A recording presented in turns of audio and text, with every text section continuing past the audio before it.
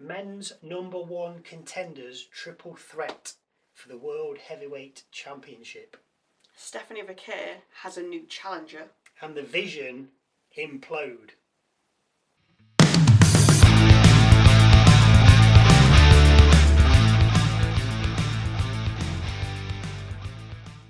Hello, welcome to Wrestle MSX. I'm Michael. I'm Sally. And after a rerun of Crown Jewel, we open with the victorious Seth Rollins and his full entourage. We hear the crowd chant Seth is a ranker before we hear from the man himself. Seth addressed the crowd as rankers, which got a round of applause, and then wanted to recognise the greatness in the ring that he'd assembled. Heyman, Breakker and Reed.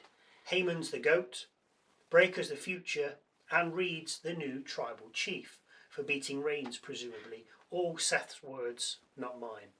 Seth says there's nobody on his level and he didn't need anyone to get his success. He didn't need Breakker, Reed or Heyman. He's the Vision, he's Seth Rollins, yada yada yada.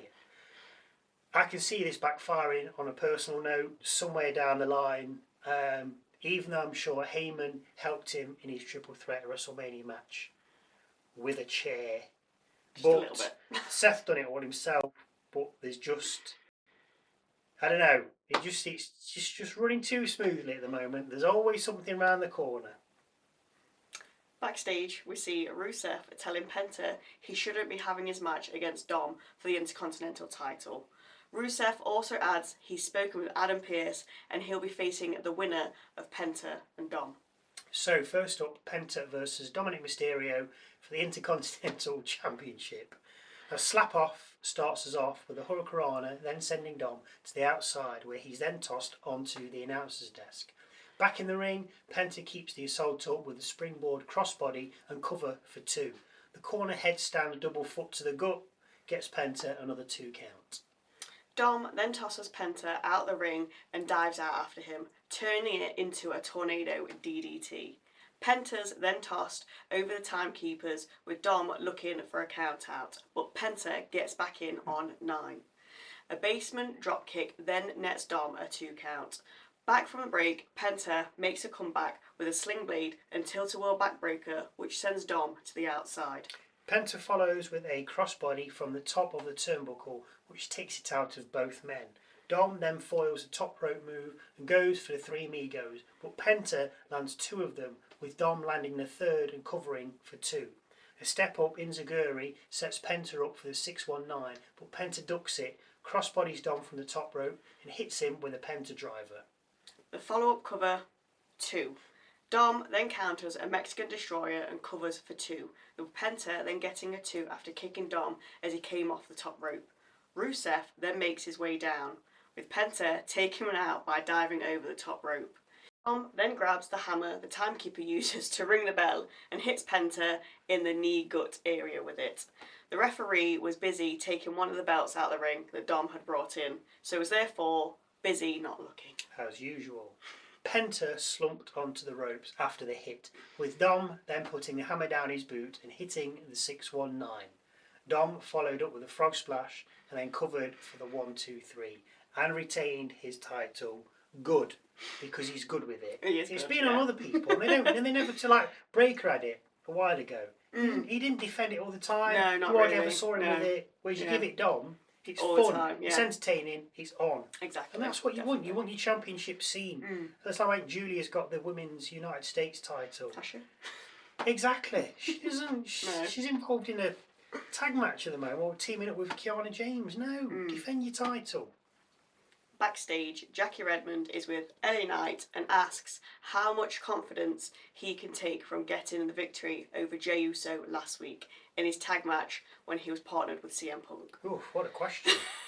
As usual, he doesn't really answer. He just says he's going to beat Punk and Jey in his match later and go on to face Seth for the title. CM Punk then rolls up.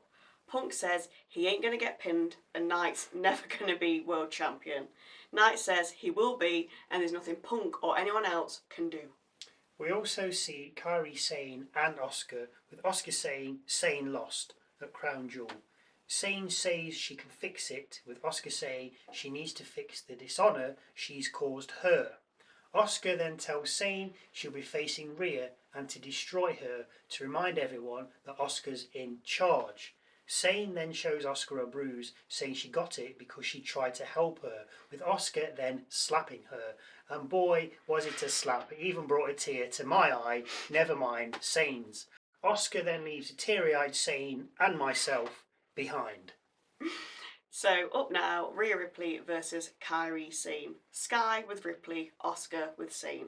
Rhea dominates, then lands a vertical suplex. Sane mounts a comeback, but Ripley gets a 2-count cover off a Northern Lights suplex.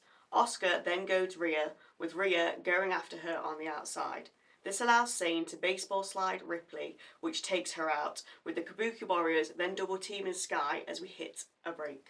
We come back to Sane in control with knees until Rhea catches her off the ropes, drops her with a clothesline and then tosses her to the mat. A big kick then nets the Aussie 2. Sane counters a Razor's Edge into a 2-count cover, with Rhea then headbutting the Kabuki Warrior. The fight then spills out onto the apron, where Ripley posts herself before suffering an insane elbow from the top of the ring post to the outside. Back in the ring, and after another 2-count cover from Sane, Ripley lands a Razor's Edge and kick, but can't finish the job as Sane kicks out of the cover on 2. A double stomp from Sane gets another 2-count, with Ripley then catching Sane as she came off the top rope and slammed her down. Asuka and Sky then feud on the outside, while Ripley finishes Sane with a riptide and cover for the 1, 2, 3. After the match, Asuka beat up Sky, Rhea then looking to riptide Asuka through the announcer's desk. Only Sane came to the rescue with a kendo stick, which allowed Asuka to then DDT Ripley onto the desk. How long is this going on for? No idea. I thought it was finished. Me too. Clearly not. No. I think it'll finish with Rhea, Asuka. Yeah, and then let's move on.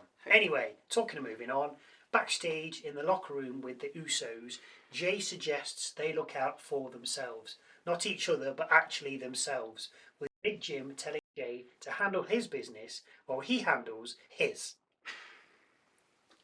Out next, Bronson Reed against Jimmy Uso. Jimmy dives straight into the ring, with the fight then going outside and back in. A World's Strongest Slam takes it out of Jimmy, with Reed still toying with the Uso when we come back from the break. Jimmy mounts a comeback with a hip attack and cover for 2, before landing Uso in the wind and covering for another 2. Jimmy then tries a Samoan drop, but collapses under the weight of Big Bronson, with Reed then landing 2 sentons and a tsunami. Reed then covers the broken Uso and picks up the victory. After the match, Bron Breakker came out and speared Jimmy twice, with Reed getting an assist on the second one as he held up Jimmy. Jimmy then rolled out the ring, with Breakker looking for a super spear, but Jey's music then hit, which stopped Bron in his tracks. The power of music. Jey got in the ring and tossed Breakker over the top rope before super kicking Reed out. The brothers had another disagreement, with Jey seemingly holding his ribs after Reed had got a little damage on him before taking the super kick. Backstage, we hear Lyra Valkyria still having trust issues with Bayley and telling her that tonight is a one-time thing. Bayley laughs it off before heading through the curtain with their tag match against the Judgment Day's Raquel Rodriguez and Roxanne Perez. The faces double team the heels, with everyone then brawling on the outside before they get back in, and Perez covers Bayley for 2 after a big boot from Rodriguez. We come back from a break to see Bayley make the hot tag to Valkyria, who takes out Perez with a spinning heel kick and covers for 2. Bayley then gets tagged in, but Perez takes her out with a Hurricane Rana from the top rope, before Rodriguez drops her face first onto the mat and then covers for 2, after Perez also landed her knees to the back of Bayley's head. Another 2 comes off a springboard moonsault from Perez, with Bayley then going to the outside after Rodriguez seemingly pulled the rope down. Back in the ring, Perez gets another 2, with Lyra making the save. Lyra then tries to rouse Bayley and ends up slapping her, which seems to do the job, as Bayley then terrorises the Judgment Day women. Perez eats a Macho Man elbow and the rose plant, with the former hugger then covering and getting the win. Maybe she needs to slap her before the match and then just stand by and let her go. Yeah. Backstage, we see Seth telling Paul that something big is on the horizon. telling Bronson he loves them and then says it's the most incredible weekend of his life. Seth's proud of the guys and then tells them that this is the mountaintop. He adds he feels he's close to taking the next step and there's absolutely no one that can knock him off that mountaintop. This is not looking good. Backstage, we see Adam Pearce speaking with AJ Styles when Dirty Dom rolls up. Dom complains he seems to always be defending his title, which he does. Yeah.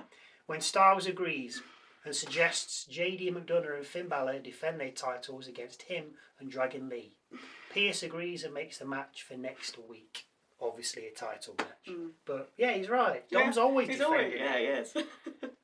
We then see Jackie Redmond asking Stephanie Vaquer how she feels. Vaquer feels blessed, but then gets interrupted by Raquel Rodriguez and Roxanne Perez. Rodriguez says she shouldn't have won, with Perez claiming she should have been at WrestlePalooza, become the champion and the Crown Jewel champion. Vaquer says she'll never beat her, telling her to stop crying and to do something about it. Nice. Perez says she will in her own time, with a stare-off then commencing. Last match of the night, a triple threat to become the men's #1 contender between Jey Uso, LA Knight and CM Punk. We start with a brawl, Punk going for an early GTS on Knight, who fights out of it, with Punk then eating a super kick from Jey. We then end up outside with Knight launching himself at Punk while Jey flies out at LA. After a break, we find Knight tossing Punk over the crowd barrier before he gets back in the ring and trades blows with Jey. Punk comes back with a crossbody from the top rope before bulldogging Jey and clotheslining Knight at the same time. Punk then lands an elbow to Knight from the top rope and goes for the GTS, but Knight squirms out, drops Punk with an inverted DDT or Scorpion Death Drop, if you will. Knight then drops Jey with a traditional DDT before elbow dropping both men and covering Punk for 2, and then Jey for 2. After another break, we have Jey and Punk going toe-to-toe, with Knight then taking both men out. Jey gets out of dodge, with Knight then getting up to Punk after he climbed to the top rope, and he brings him down with a superplex. Jey, meantime, was laying in wait as he then lands a Uso splash and covers Knight for 2.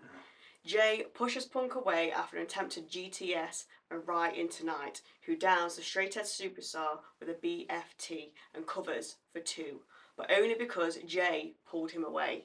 Jey then throws Knight into the ring steps, climbs a turnbuckle and attempts another splash.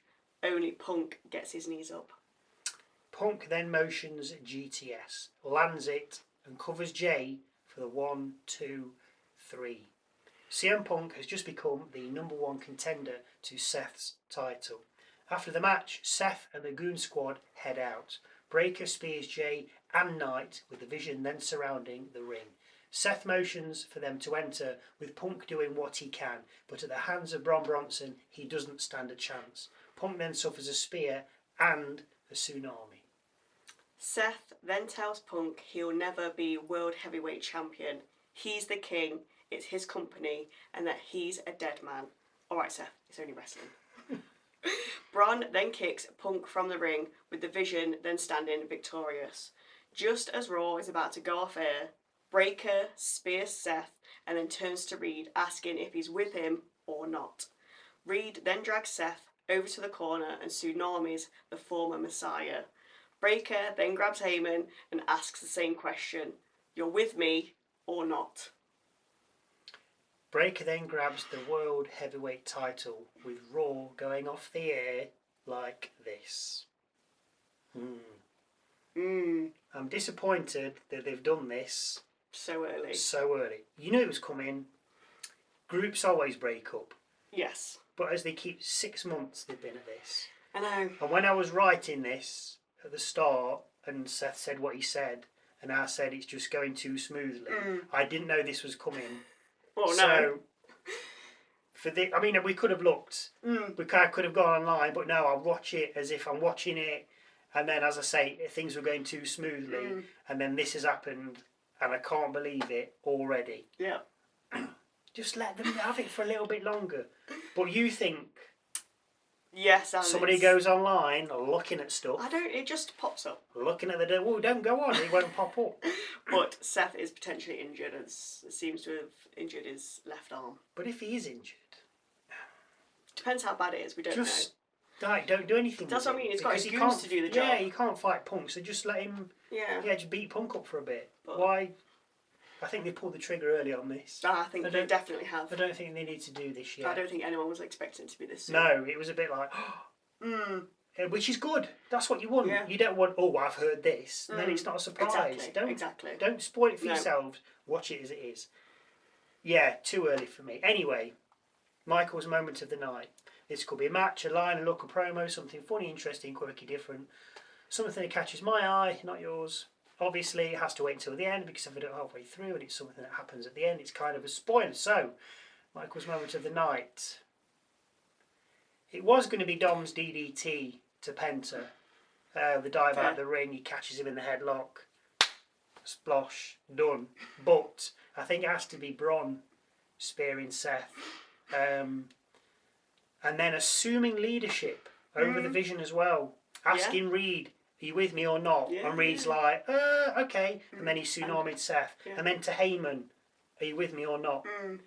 And Heyman's like, and then obviously he holds both the hands up and Bron's got the title. And it's all Bron. Now, I was expecting Heyman to do the dirty. Yeah. Especially after Crown Jewel wanted. When he was like, if Seth needs help at Crown Jewel, don't help him. No. He's on his own. Yeah. So for Heyman to be like, I can't believe it, and not in cahoots with Bron, that's also thrown me like, oh wow, you didn't know about this. Yeah. But that's what we want. That is what we love about it. Yeah. We don't go looking for spoilers, just watch it and enjoy it for what it is. That's what I say. But yeah, the Vision imploding, it's like, oh, okay. If you agree or disagree, let us know in that comment section down below. And if you're lucky, we might get back to you. Anyway, thank you very much for watching. And we'll see you Wednesday for a look at this past week in WWE and Saturday when we take a look at SmackDown.